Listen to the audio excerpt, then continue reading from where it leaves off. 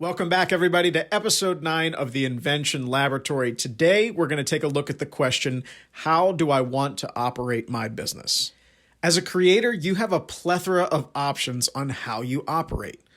Clarifying the options makes the negotiation process easier. What role do you want to play as a creator? Let's look at a few different approaches. Let's start with the hands-off approach. This is called licensing. It's inventor to company.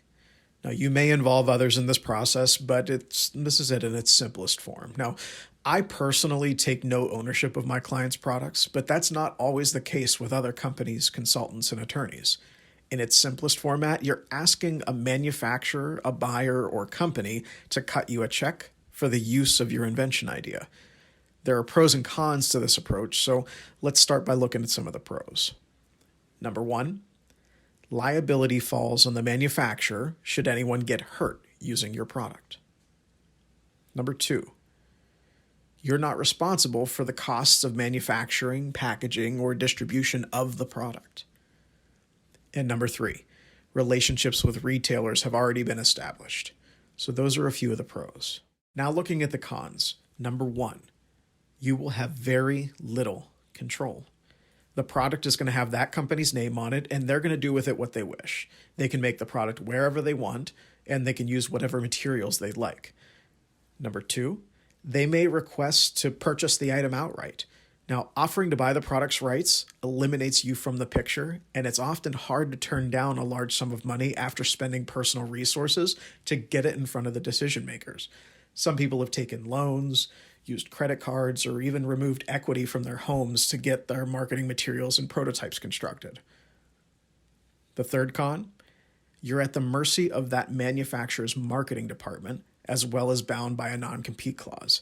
If they drop the ball, you are legally prevented from marketing the product yourself if it wasn't in the original agreement. So there's some things to think about there.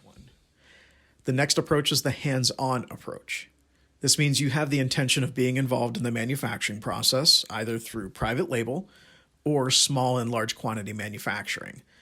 You are inherently relying on your ability to build a brand. Your name and reputation is solely responsible for acquiring or leasing shelf space, column inches in a catalog, or SEO rank on your own website using services like Shopify. Keep in mind, you will be responsible for the fulfillment of customer orders in this particular approach. This includes customer service, returns and liability insurance. You can partner with companies like Amazon or eBay as a vendor.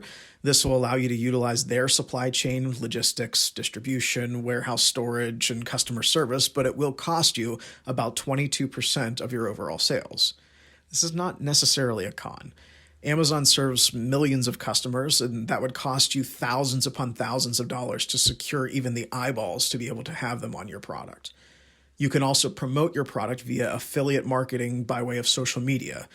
You have to be where the attention is, and right now, that's in the millions of followers of social media influencers.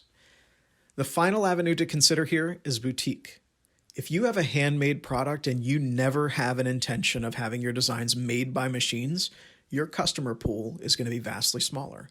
Craftsmen or artists focus on high-dollar, one-of-a-kind pieces that can be sold at art exhibits, conferences, Etsy, Shopify, or via affiliate marketing.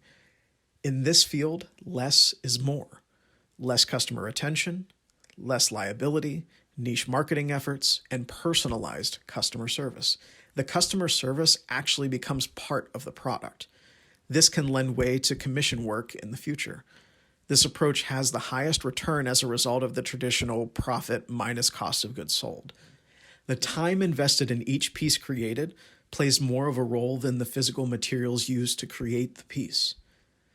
Now, that being said, which of these do you feel represents your ambition the most? Maybe it's a combination of more than one, and that's okay too. Knowing what's involved in each approach is more important in the early stages than actually deciding definitively which you're going to use. Some start as artisans and then they move to mass production for specific pieces to assist with notoriety. Some people start in small batch manufacturing until their capital increases to a level that will allow them to place larger orders. Some folks are hands-off and want no part of running a business at all. They just want to see it on a store shelf and make a little cash per unit if they can. Whatever your preference, it's important to be open-minded to all of those things while keeping your integrity as a creator. Remember, there was initially a third partner at Apple. Steve Jobs bought him out for about $700 because he couldn't see the big picture. Patience is key, but the process is clear.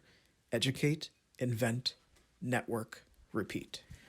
Thank you again, everybody, for joining us for episode 9 of the Invention Laboratory. As always, if you have any questions or need to reach out to us, either head over to kcharltonindustries.com or the Invention Laboratory on Facebook. Shoot us a question. We'll answer those as soon as we can. Until next week, take care.